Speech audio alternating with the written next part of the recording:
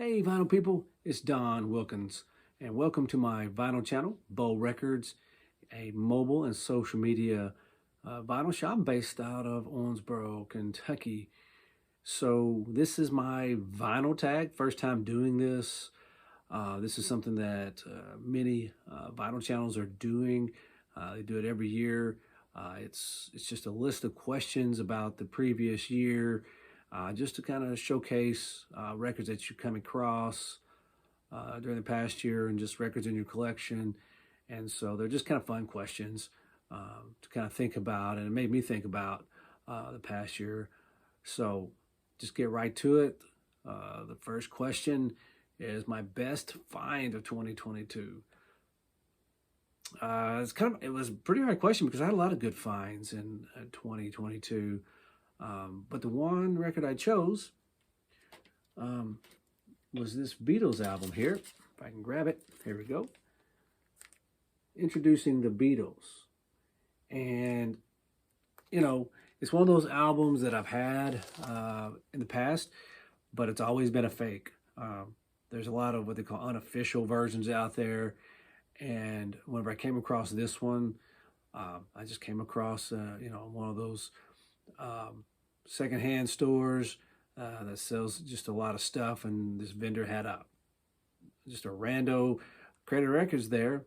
And I was flipping through it, came across this album right here, and just thought it wasn't going to be any different this time. So I picked it up, and I honestly I put it back down. Didn't even look inside for the vinyl. You know, that is almost committed a cardinal sin when it comes to vinyl collecting, just because I've been disappointed so many times whenever I came across this record. I was thinking, this isn't going to be different. But it dawned on me, I've got to hold to that, that vinyl mantra. You just never know, right? So, all I had to do was just pull the vinyl out and just check it, because it's a quick check. So this is how I knew.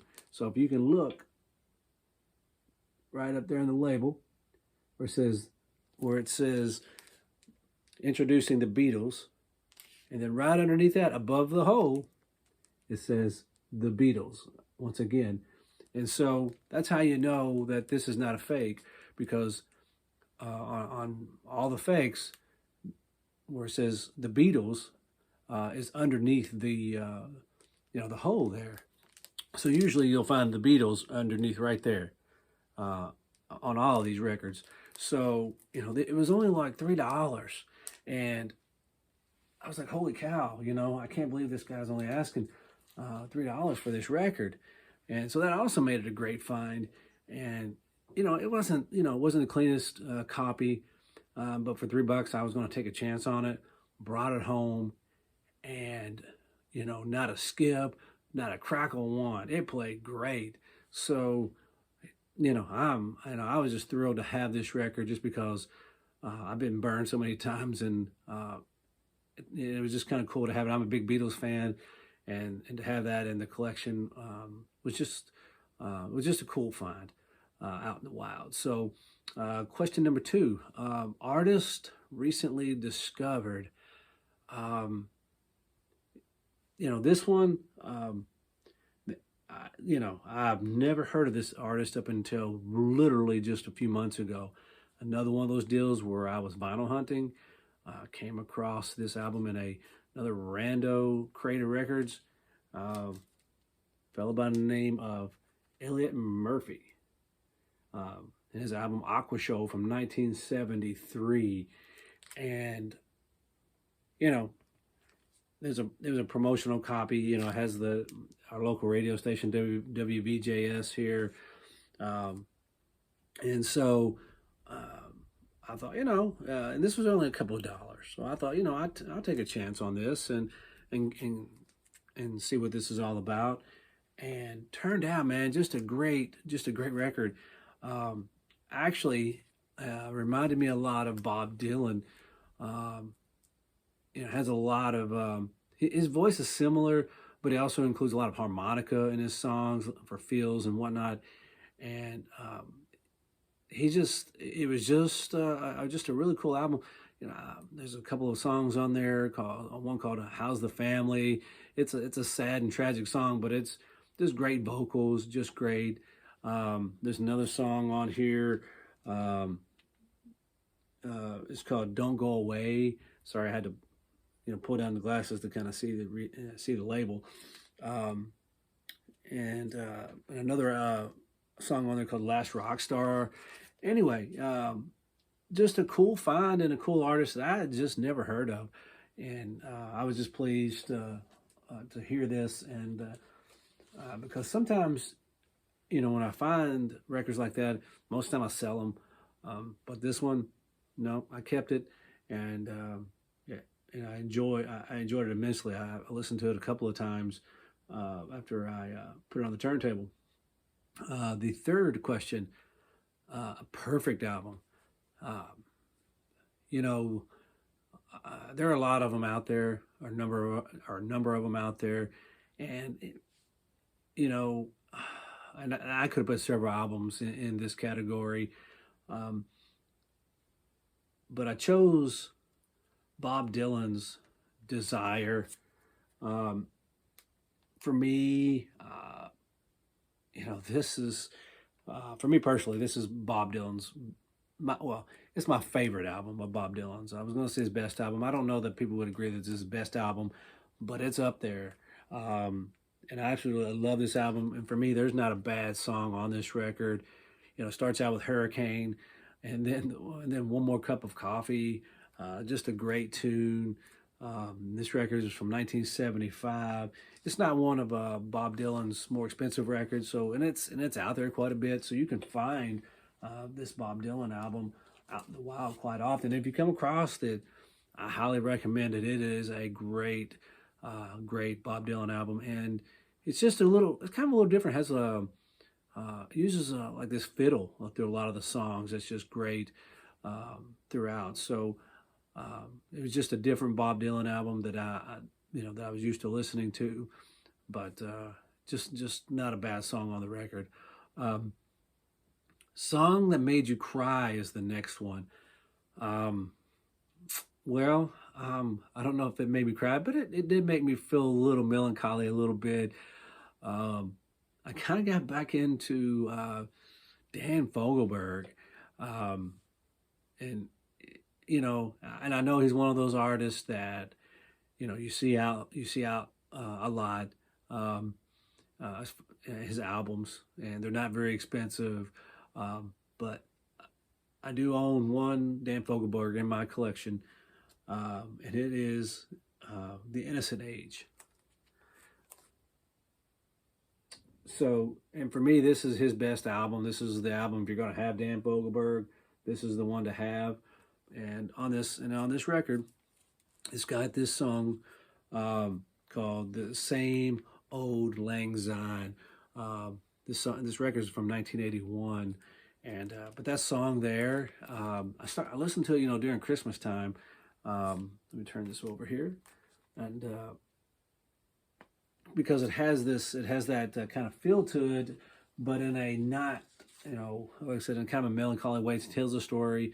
I met this old girlfriend in a grocery store, and it brought back all these memories, and it's just a cool tune. And Dan Fogelberg, uh, you know, uh, he's a great singer, great songwriter, and I absolutely love that album. His other albums aren't bad either, but that's just my favorite Fogelberg album. And and for me, whenever I heard that song, it just um, I don't know, it's a sad song in a way, but it's a cool song too. And so just just a phenomenal record there. I think he had like 3 or 4 top 10 hits off of that album there. So, and that was one of them. So I highly recommend that Fogelberg album. Um, Next album, terrible album cover. Um, Man, there are a lot of those out there too. But the one I came across because I didn't want to spend too much time kind of digging, debating this. Um, this one here, I actually have it for sale, but um, it's called, this is Mount Rushmore. It's a psychedelic band, and this album's from 1968. So, just these dudes huddled around. What looks like, I guess it's the earth in their hands, and then this other guy's got like this, what is this? Fire in his hands. Fire's kind of cool, but still, it's just a little bit just weird for me. But maybe psychedelic. That's what they were going for, because psychedelic is kind of meant to be, a little weird. It's not a bad album, not a bad album at all. It goes for a little bit. Uh, so it just, I don't know, the album cover just a little cheesy, weird to me, and so anyway, it made my list this year anyway. A terrible album cover. Next one, album that may surprise my friends. This one also could have gone under another category too, but I think this one is legitimately in my collection, and this is an album that my wife and I listened to when we were dating too, and so that there's some sentimental value to it as well. But here is the album that may surprise my friends that I have in my collection, and this is Kenny G. It's from 1986. It's a jazz album, but of course, there's a lot more cooler jazz out there. But this is, like I said, this one has sentimental value to me, and so really inexpensive album. You see them as much as you do Lawrence Welk albums. So but nonetheless, if you like just easy listening jazz, Kenny G, cool song. Throw on some candles, a little dinner with your sweetheart. It's it set the mood. So next question, guilty pleasure. I don't know about you, but for whatever reason, I love me some Neil Diamond. He is kind of my guilty pleasure. This song "Holly Holy" on there is one of my favorite Neil Diamond songs, and this record, "Touching You, Touching Me," from 1969. It's just one of those great Neil Diamond records that that I just enjoy listening to. Neil Diamond is just great. Back in the '60s, I mean, he was one of the big songwriters back in the day, and a lot of people, were singing his songs, and you just didn't know it.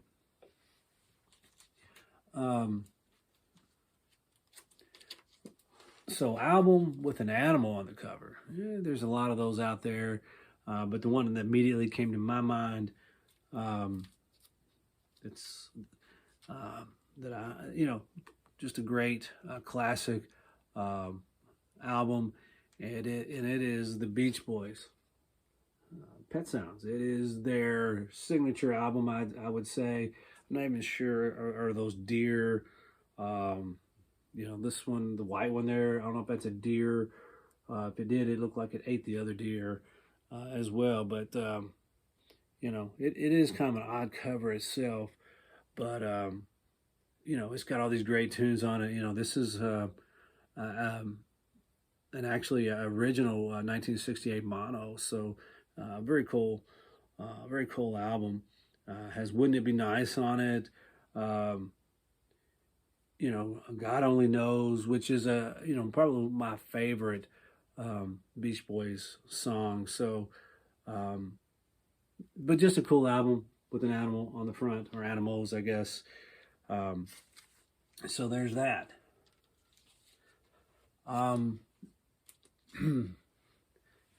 The album with a story is the next one. Oh man, this album. I mean, when you think about albums and you think, I'll never come across an album like this. So rare, so untouchable. I'll never see it, never come across it. I'm here to tell you, never think like that, because this particular album, never thought I'd see it in a million years, especially sealed. So, the story behind my original 1995 sealed Foo Fighters album, the debut, Dave Grohl. I mean, he pretty much did this album all by himself before the Foo Fighters became the Foo Fighters. And of course, the Foo Fighters is one of my favorite bands, maybe one, two favorite bands. So the story behind this record is a friend of a friend, friend that lived here locally, had another friend who lived in Louisville. He's still up in Louisville. He's in his 60s, mid 60s, and he was wanting to downsize a little bit of his collection. And so he put us in touch. And so I reached out to him, and this fella, he does a little bit of, plays in a band, he plays some gigs. And so whenever I initially called him, it was like a, 15-second conversation. It was, I'm getting ready to go on this gig. I don't have time to talk right now, but I'll call you back, all right? And we'll talk about these albums. So I was like, okay. So 2-3 weeks go by. I mean, I forget about it. I mean, just honestly, I forget about it. Then I get this call, says it's from Louisville. I pick it up, and it's him.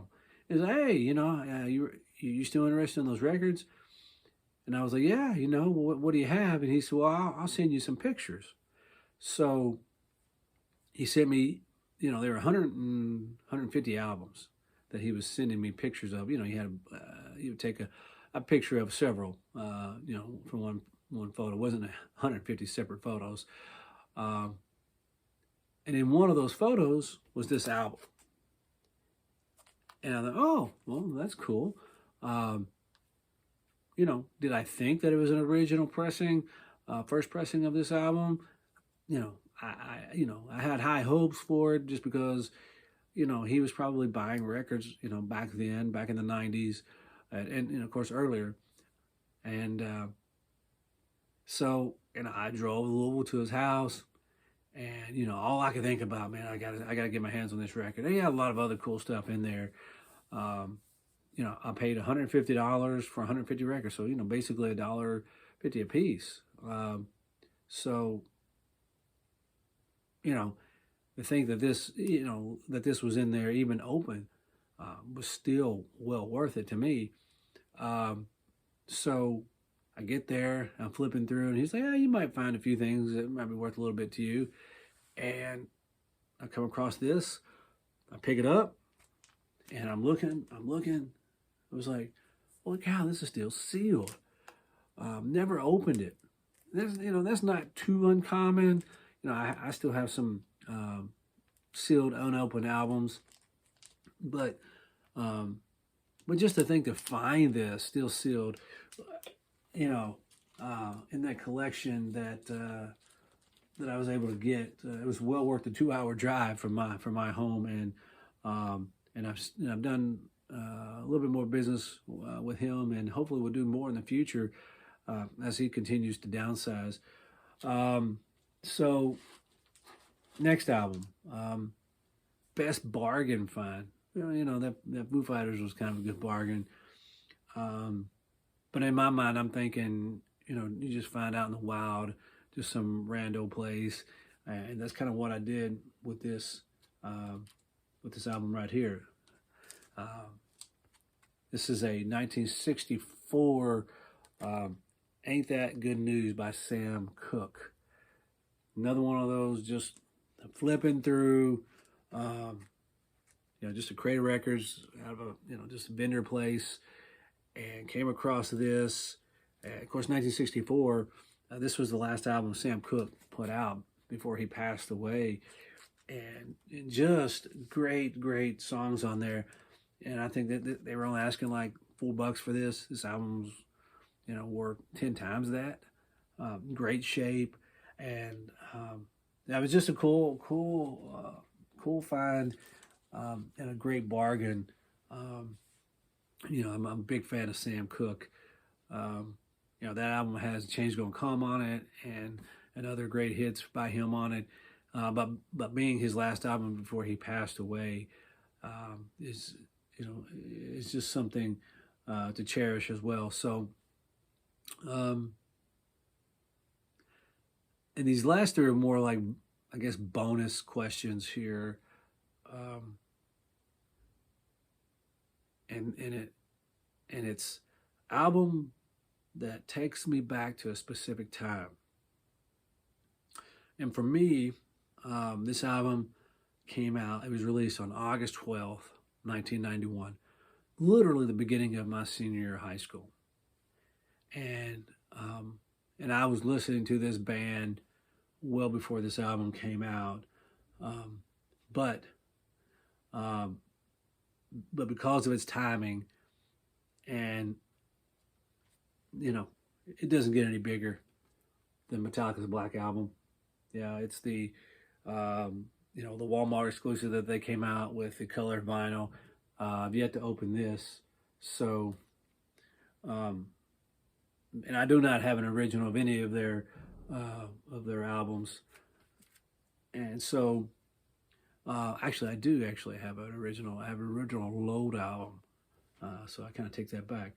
Um, but none of their early stuff because it's really expensive and hard to come by. Um, so that album for me, uh, man, I played that so much my senior year, and it's just a great album. It's another one of those albums that it's just a perfect album. For me, a lot of Metallica's are just perfect albums, um, but this one in particular just brings me back to my senior year of high school. Wild Card. This album, I just thought I would bring this out. These are just Wild Cards are just any album you want to talk about. And during the past year, I came across this album that I did not have in my collection, but there's an oddity to it. It's Joan Jett and the Blackhearts from 1981. Of course, I Love Rock and Roll. That's her signature song, and just great. Um, so, what makes this my wild card is, so you have I Love Rock and Roll on it, Crimson and Clover on it, but then like the last song on the B side is Little Drummer Boy. Okay, so you got this cool record, this cool rock and roll record, and then there's this random Christmas song. Uh, so I don't know why they decided to throw that cover, a Little Drummer Boy, on that record, um, but nonetheless, it's there, and it's a cool version of it. I mean, but it's not one of those things where I'm when I'm thinking about Christmas music, I'm gonna think, okay, I'm gonna go pull out that Joan Jett and let me play that Little Drummer Boy song. So I just thought, just one of those little bits of facts that you come across collecting vinyl, and I just thought it was kind of an unusual thing to find on a record. Last one, vinyl aspirations for 2023. It's to grow Bow Records, grow this channel, and to meet more vinyl people.